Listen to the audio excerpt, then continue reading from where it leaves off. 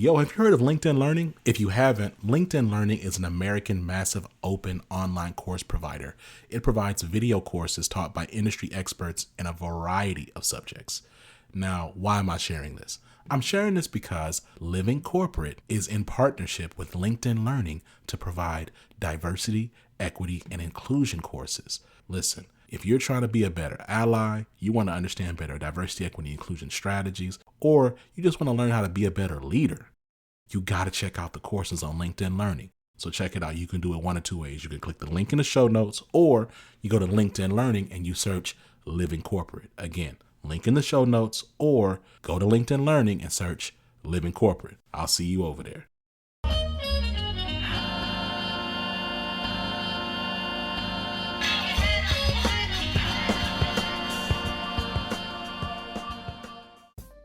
What's up, y'all? It's Zach with Living Corporate. And, it's interesting. We are a platform that focuses on centering and amplifying Black and brown folks at work. And I'm, if you know me personally, or if you listen to Living Corporate for any amount of time, you know that I'm like one of the biggest advocates for just intersectionality as it pertains to the idea that Black and brown people are everything else too. Black and brown folks are queer. Black and brown folks are fat. Black and brown folks are indigenous. Black and brown folks are first generation professionals. Black and brown folks are men. Black and brown folks are women. Black and brown folks are non-binary. Black and brown folks are Republicans. Black and brown folks are Democrats. Black and brown folks, they're everything. So this idea of sectoring them off or otherizing them within the diversity, equity, inclusion space is really harmful. Right? It's harmful. It's also dishonest. And so it's interesting though, because I'm a really hard advocate of that, but I can also say that I am not consistent, and Living Corporate as a brand has not been consistent in amplifying the perspectives of disabled Black and brown people. We are not. We have had one guest, Valissa Thompson, a couple years ago, talking about the different treatment of Black and brown people in the disability space, and just how those perspectives and experiences are very often erased. But we have not, again, really taken the time to really delve into that particular group. And so I'm really honored and I'm humbled by the guest that we have today. We're going to talk about my conversation with Rose Robinson in a bit. And then really just the discussion that we had, and just thankful for her time and really the work that she is leading there, right? And so we're going to get into that.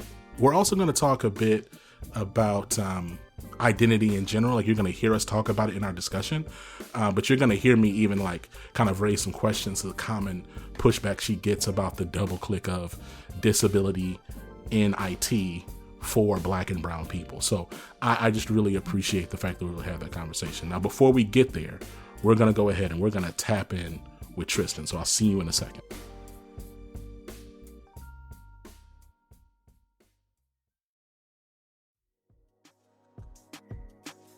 What's going on, Living Corporate? It's Tristan, and I want to thank you for tapping back in with me as I provide some tips and advice for professionals. This week, I want to discuss whether you are unqualified for that role or if you're just underqualified, because there's a difference. At some point, when each of us is searching for a job, we pass up applying to some because we don't think we match exactly what they're looking for, even if we feel like we could learn on the job. We'll often tell ourselves, "Oh, I'm not qualified for the role," and keep scrolling. But one mistake I think many job seekers make is not knowing the difference between being unqualified and underqualified. So let me break it down for you. Unqualified is where you don't meet even 10 to 20% of the qualifications from the job description. These are the roles you encounter and think, wow, this job sounds cool, but I don't have any experience doing any of the things they're requesting. When we see these roles, sometimes we'll find one requirement in the job description that we have, and we latch onto it and lie to ourselves that this is the perfect job for us. On the contrary, being underqualified is where you meet at least 60 to 70% of the job description requirements. Maybe you're only 2 years shy of the requested experience, but you're pretty confident that you can do well in the position. When we see these roles, often the only thing holding us back from applying is ourselves and our preconceived notions surrounding the company or job and the other candidates applying. Now, if you're unqualified, simply do not apply to the role. You'll likely never make it to the top candidate position because you have no tangible examples that showcase how you can solve the company's problems. You also could be doing yourself a disservice by tarnishing your reputation with that employer. But if you're underqualified, you definitely should still apply. And though that goes for everyone, I'm specifically talking to women, because studies show that a large majority of women will not apply to jobs unless they are 100% qualified based on the job description. I say still apply because according to a study by Robert Half, 84% of companies are willing to hire and train a candidate who lacked required skills, and 62% of employees have been offered a position for which they were not fully qualified.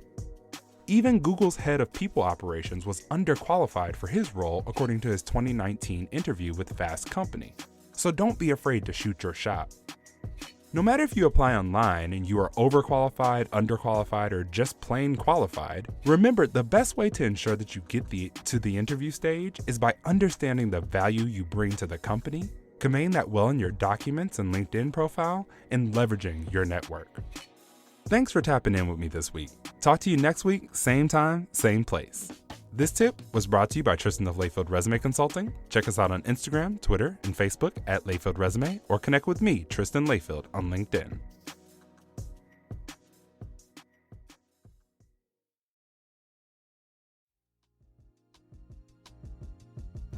Rose, welcome to the show. How are you doing? I'm good. Thank you for having me, Zach. Appreciate it. No, thank you for being a guest. Now, I am really interested. We don't talk enough about people with disabilities in IT or any other industry. So I'm just excited about having someone to really refocus us or really shine a better light, more appropriate light on this in this space. I'm curious about what was your journey and what did it look like for you to become the executive director for the Center of Minorities and People with Disabilities in IT?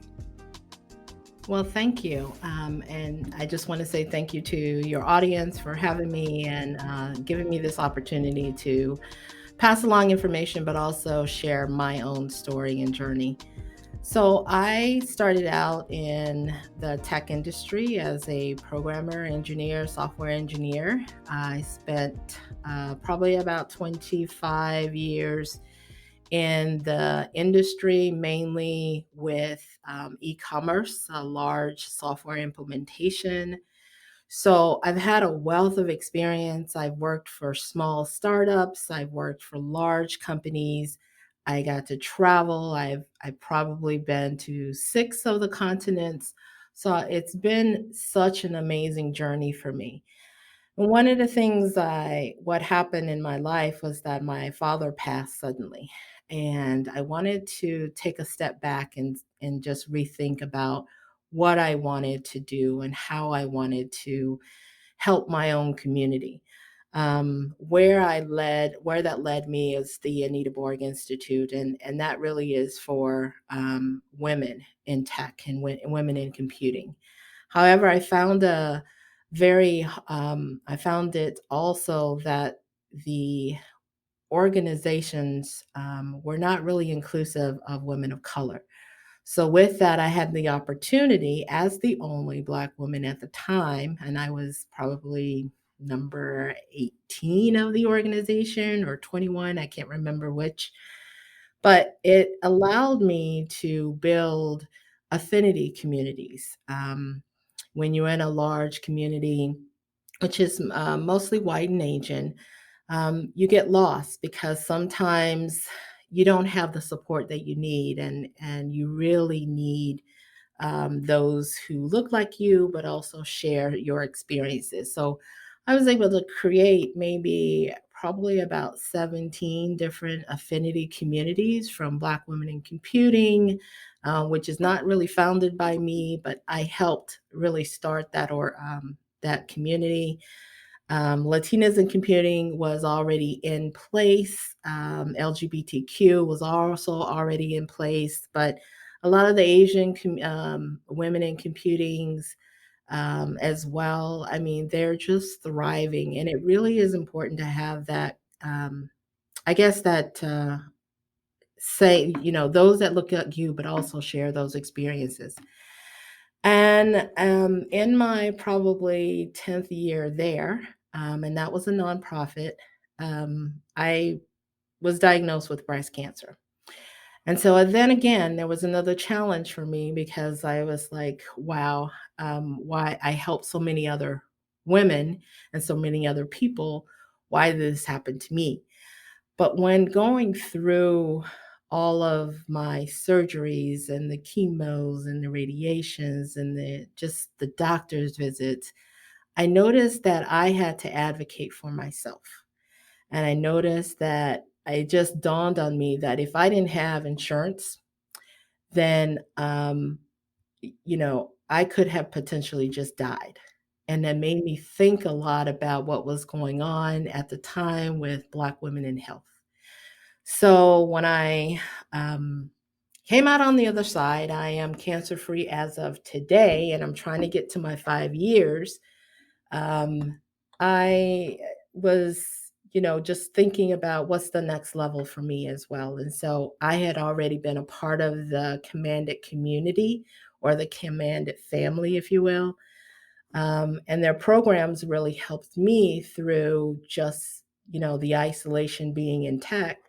And also it allowed me to bring my own daughter and my son into the community, and they're both thriving in tech as well. So that's where I was after my breast cancer. I came out of there very successfully, but I also wanted to say, okay, here's my community. This is what I want to do, and help those that really don't have a voice in the tech space, and it really has just been struggling and challenged with a lot of the companies and individuals that have just struggled so much in the years there.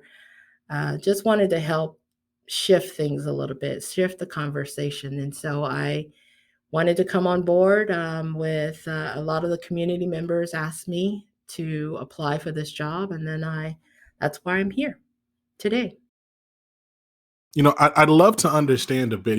As you look at the website for the Center for Minorities and People with Disabilities in IT, and the tagline is fostering innovation through inclusion.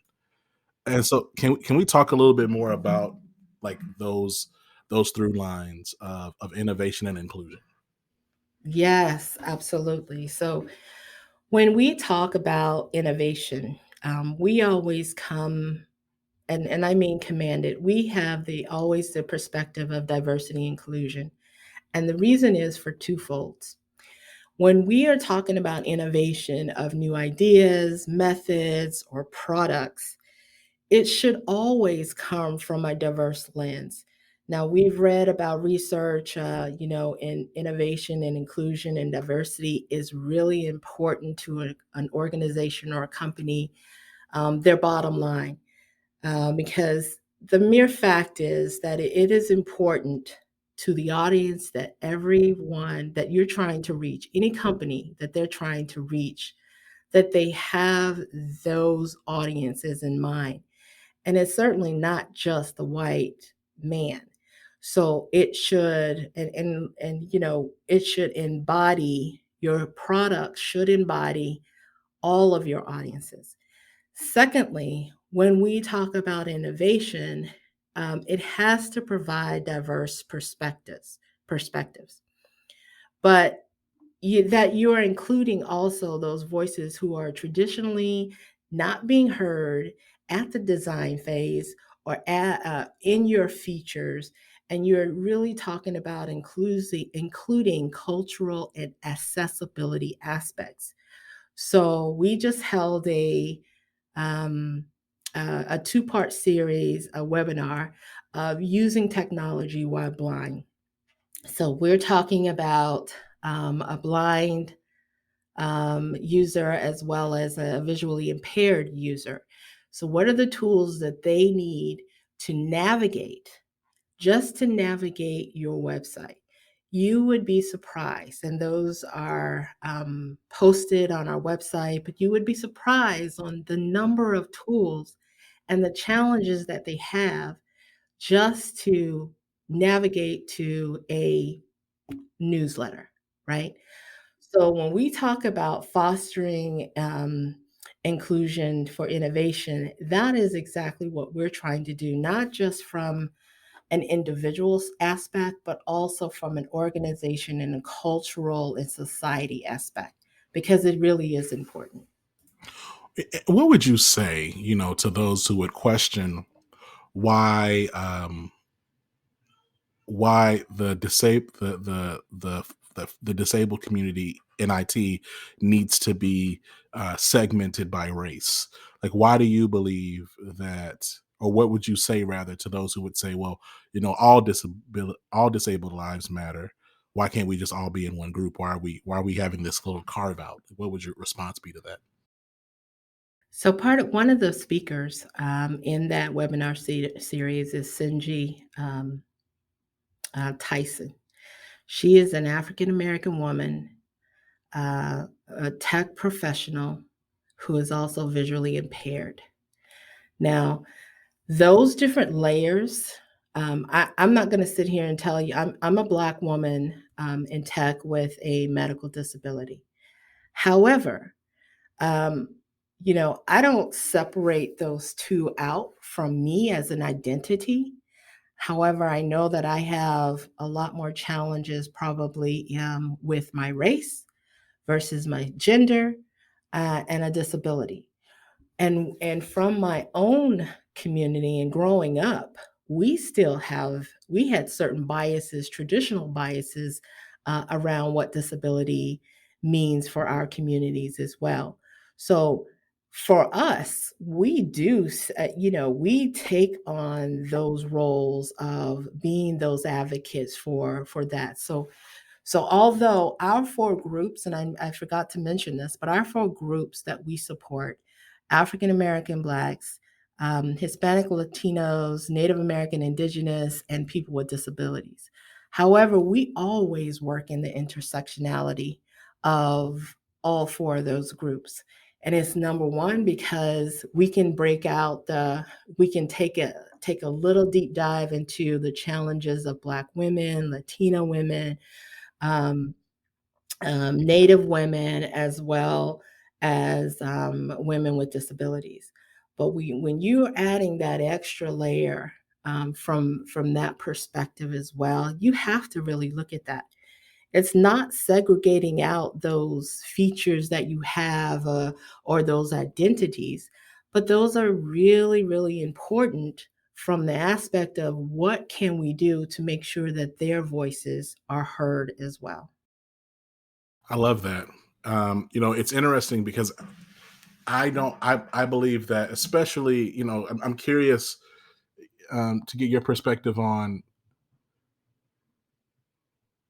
the where we are as a country on just like the concept of disability, right? Like how broad, like when we use the word disability, I think there's oftentimes where folks think about, visible disabilities. They think about, maybe perhaps like a visible disability. Mhm. Where do you feel as if like we are in terms of the journey to really understand and grasp all of what disability really means? So, I'm glad you asked that question, because that's what most of us see, right? See, and I'm going to use that word intentionally here, see, Mm. is that once we see a physical disability, we already know. We can relate that and we can equate that to the term or the defined meaning of disability. When you're talking about even when you're talking about someone who's blind, not necessarily visually impaired, but someone who is blind. When someone is blind who may need the aid of a person to help them, or a cane or some type of, or a dog to help them, navigate the ways, and even equipment on their computers to navigate the ways. However, visually impaired, they may have very low vision. Let's say that a person has 80% low vision. Okay. But they just they have assistant technology, if you will, to help them see what they need to see. Now, You're talking about someone who is deaf. Can we really say, can we really tell if someone is deaf, right? And that's where the seeing part comes in. And these are things that we're educating ourselves at Commanded as well. We're not, we work with organizations like Access Computing, Nobility. Nobility is spelled Knowbility. These are organizations that's their focus. And so we work with them to, make sure that our community has the resources and education that they need, as well as us. So, and then you have on the what you mentioned earlier, the hidden disabilities, the silent disabilities, right? So we talk about mental health, which is really raised we saw that so revealed in the pandemic. But what about the autism spectrum? So let me just share a little bit of personal. My older sister is blind. I have two nephews who has muscular dystrophy, and they're in a wheelchair. And one of those nephew is also autistic. Doesn't mean that, they're not capable or thriving. And I think you'll see, when I say see, I think we'll learn more in the future. And this is already happening from the accessibility community, is that it has such a negative connotation, disability, right? So they're saying different abilities. It could mean something like that. So they're shifting that conversation as well, because we have to educate ourselves that we can't always see a disability, but from Commanded perspective, when you sign up for an event and we ask you, we do ask the accessibility questions, and if there's anything that you need, we have a layers, maybe about 10 different options where you can choose what disability that you have that you need help or assistance in. And so we take that into consideration because it's not always very obvious, like seeing a disability, but the autism, being on that autism spectrum, we're doing a lot of work in that in our programming right now with the Tapia conference. So it is really super educational for us and as we're learning, but we're also sharing that out to other organizations and individuals as well. I love it. I'd love to learn more, about the specific programs that your organization has been able to stand up that you believe have really created, awareness or more direct like addressing of inequities in academia and within the job force. Yeah, so let me share our LEAP program first. I'll talk about LEAP, ACW, and our TAPIA. So our LEAP program is Leadership and Professoriate. So when we're talking about, hey, let's get more students into computer science, getting them to major, they're probably very a small portion of the student entry, right? But also, they don't see many of them in their faculty. So, LEAP is really trying to help increase the number of PhD students to go into the academic world, right? To get their PhD and complete their PhDs in computer science or computing, any other computing discipline. So I want to say that we do focus only on computing and IT, and computing has many disciplines: computer information system, data science, artificial intelligence, machine learning, and all of that. But we really help focus, that LEAP program is really focused, and we're working with 30 different departments, Wow. computer science departments and universities. Wow. And that was a big step. We did have 11, the first 11, but now we've gotten a grant from NSF, and that it allowed us to expand to more. So if you think about it, we're working with these departments to make sure that they have, and in this alliance, Each cohort is an alliance of colleges and universities to ensure that they have advocates on campus in their department to ensure that these students get what they need, as far as the support, but also know that they have a community to help them through that and to finish their degrees. Now, that's LEAP. And then we have what I mentioned, ACW, and I'm sorry to use these short words, but Academic Careers Workshop.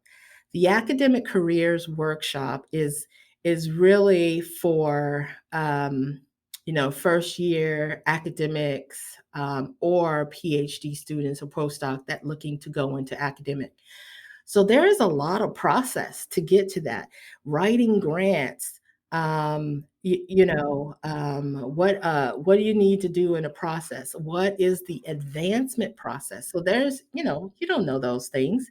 So we provide um, workshops specifically for our four groups to ensure that they are successful in the academic setting, but also understand what those grant writing looks like and what does the advancement look like or the promotion pathway looks like in the academic. So we're also preparing that as well. The one big thing that we have annually is the Commanded ACM Richard Tapia Diversity in Computing Conference. It's a celebration. And we call it celebration because we also ensure that, just like Hidden Figures, we have been part of this innovation for a long time.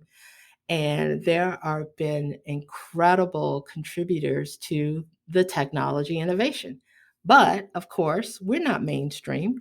So we're going to make sure that if they're not into the mainstream media, we can bring them out and share that because everybody needs a role model to look up to. Everybody needs to see who they can be.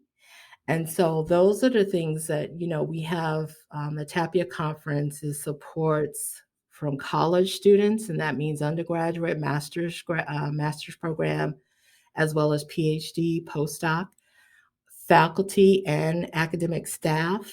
We are in industry, corporate, government, and nonprofits. So it is the most, and I know this personally because I have been part of this community for a while. It is the most diverse conference there is.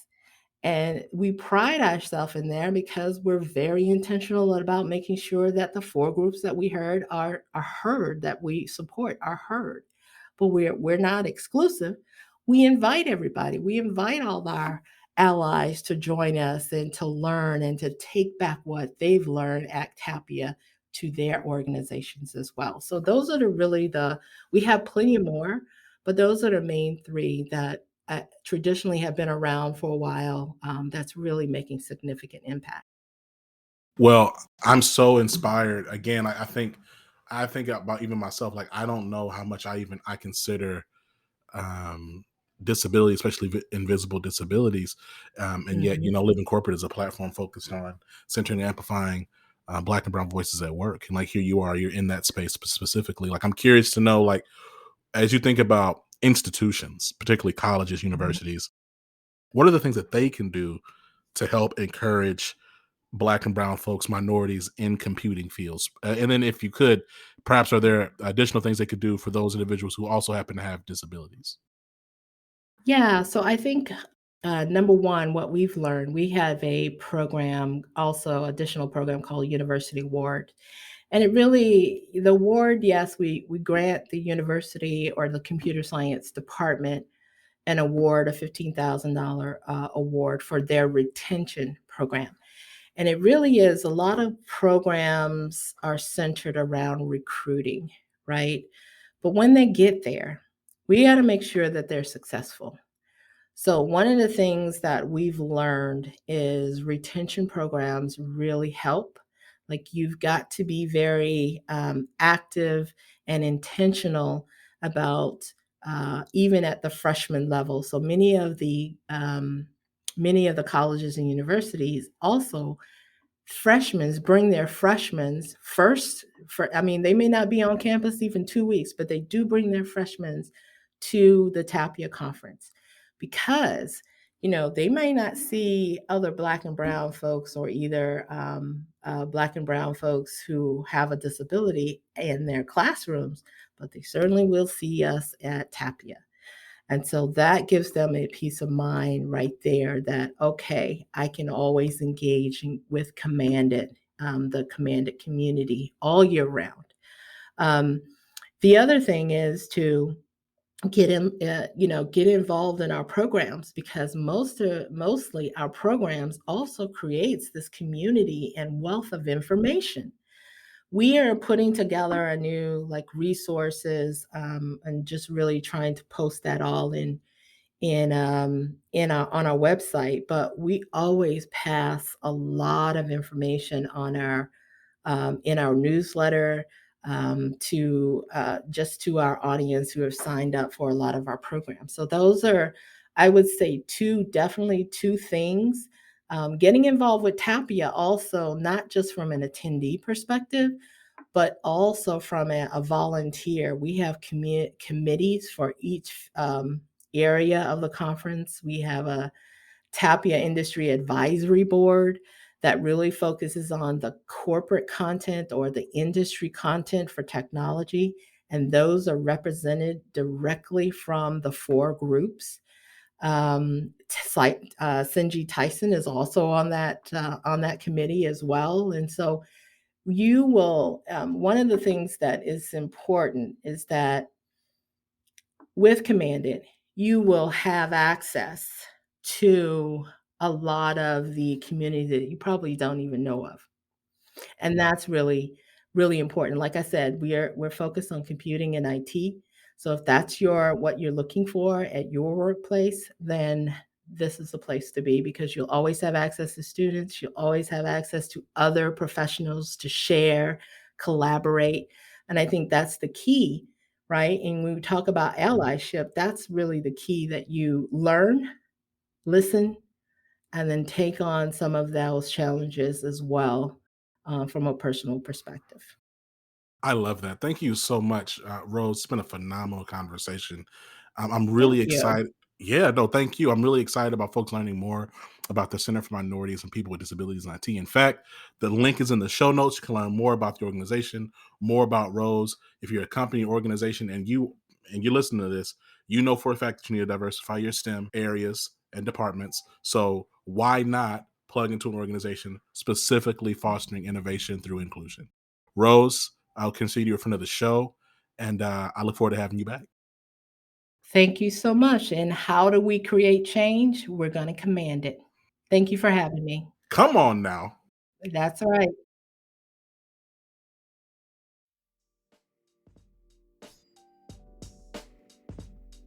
And we're back, y'all. I want to thank Rose. I want to thank her for all of her leadership and her work with the Center for Minorities and People with Disabilities in Information Technology. Make sure that you click the links in the show notes. This is an entire group of people. We talk about, organizations talk about the diversity they're looking for, and also we talk about the pipeline there being an issue in terms of access and really being able to find the talent. This is a whole pool of people that are constantly developing and growing in IT. And so if you're an organization and you're looking to diversify your pipeline, you're looking for a pool of applicants to engage, I don't understand what would stop you from engaging this particular pool of applicants. Again, the organization is called the Center for Minorities and People with Disabilities in Information Technology. Again, I want to shout out Rose Robinson. Let's make sure that as we think about and we continue to talk around diversity, equity, and inclusion, that we push ourselves to engage spaces that we often, even us, may overlook, right?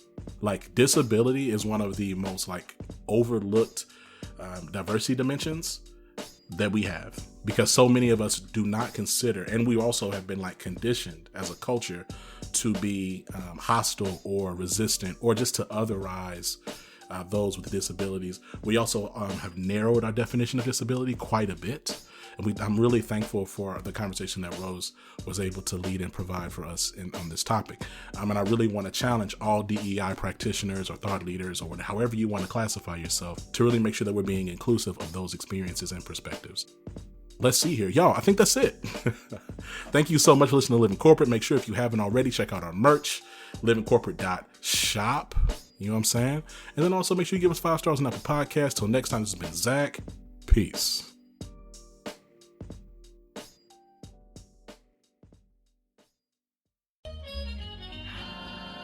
Living Corporate is a podcast by Living Corporate LLC. Our logo was designed by David Dawkins. Our theme music was produced by Ken Brown. Additional music production by Antoine Franklin for Musical Elevation. Post-production is handled by Jeremy Jackson. Got a topic suggestion? Email us at livingcorporatepodcast@gmail.com. You can find us online on Twitter, Facebook, Instagram, and living-corporate.com. Thanks for listening. Stay tuned.